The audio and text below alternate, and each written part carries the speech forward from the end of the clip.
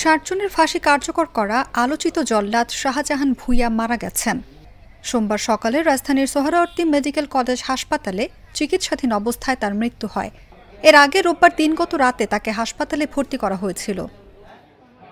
আমি তার ফলোয়ার এবং তাকে আমি সবসময় তার ফেসবুকের দিকে তার একজন ফলোয়ার ছিলাম। তার কর্মকাণ্ড দেখতেন সামাজিক যোগাযোগ, তার ফেসবুকে তার কর্মকাণ্ড দেখতেন। তাকে ভালোবাসতেন তো আপনি? ভালোবাসতেন। তার কি মহৎ গুণগুলো ছিল আপনি একটু বলেন? তার মহৎ গুণগুলো আছে, আসলে সে একটা আলোচিত ব্যক্তি, মানে সে একটা দেশের মধ্যে একটা আলোচিত ব্যক্তি এবং তাকে আমি খুব ব্যক্তিগত হিসেবে পছন্দ করতাম। যে কদিন ছিল আমি কুরবানির মধ্যে ওনাকে সাথে আমি খুব আন্তরিকতা ছিল এবং আমি বেড়াইতে গেছি, ওনাকে সাথে নিয়ে গেছি, আমার পরিবারের সাথে ওনাকে আমি বেড়াইতে নিয়ে গেছি। পুলিশ জানায় জল্লাদ শাহজাহান বুকে ব্যথা নিয়ে ভর্তি হয়েছিলেন। সোমবার বিকেলে শেরেবাংলা নগর থানার ভারপ্রাপ্ত কর্মকর্তা মোহাম্মদ আহাদ আলী জাগো নিউজকে বিষয়টি নিশ্চিত করেছেন। তিনি জানান, জল্লাদ শাহজাহান সর্বশেষ সাভারের হেমায়েতপুরে থাকতেন। রাতে বুকে ব্যথা শুরু হলে তার বাসার বাড়িওয়ালা কাশেম তাকে সোহরাওয়ার্দী মেডিকেল কলেজ হাসপাতালে নিয়ে আসেন। সেখানেই চিকিৎসাধীন অবস্থায় তিনি মারা যান। আমি 4টার মধ্যে আমি আমাদের সোহরাওয়ার্দী হাসপাতালে ভর্তি করেছি এবং জরুরি বিভাগে আমি চিকিৎসা নিয়েছি। জরুরি বিভাগে চিকিৎসা নেওয়ার পরে ডাক্তার তাকে মৃত ঘোষণা করে এবং মৃত ঘোষণা করার পরে আমি ডাক্তার মেডিকেল কর্তৃপক্ষ এবং পুলিশরা বলতেছে যে ওনার লাশ নিতে গেলে ওনার আত্মীয় লাগবে, নিকট আত্মীয় ছাড়া লাশ দিতে পারবো না। তো আমি তাদের নৌসন্দিতে সাথে সাথে চলে গেছি। নৌসন্দিতে গিয়ে পলাশ থানায় ইসাপুর গ্রামে গিয়ে তাদের আত্মীয় স্বজনকে আমি যে আইডি কার্ডের মাধ্যমে আমি তাদের ঠিকানা সংগ্রহ করেছি।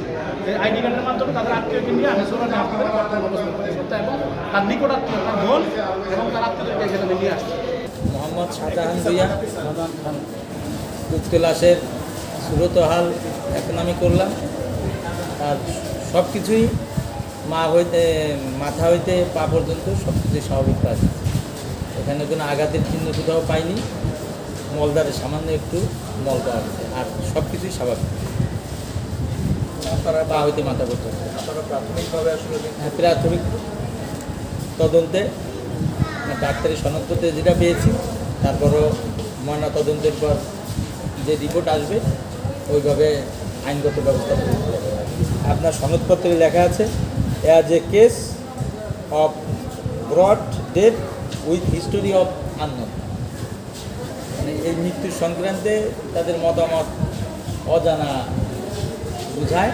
এখন পরবর্তী ময়নাতদন্তের পর যে রিপোর্ট আসবে সেইভাবে আর কি ওনারা ডিসাইড করবে কোনো মামলা হবে কি এই সংক্রান্তে আপনার সাভার থানা জানেন মামলা হবে কি না। যখন আপনার ময়নাতদন্তের রিপোর্ট আসবে ওইটার উপর ভিত্তি করে যদি তাদের কোনো দাবি থাকে ভিকটিমের আত্মীয় স্বজন, তখন মামলা হতে হবে। কিন্তু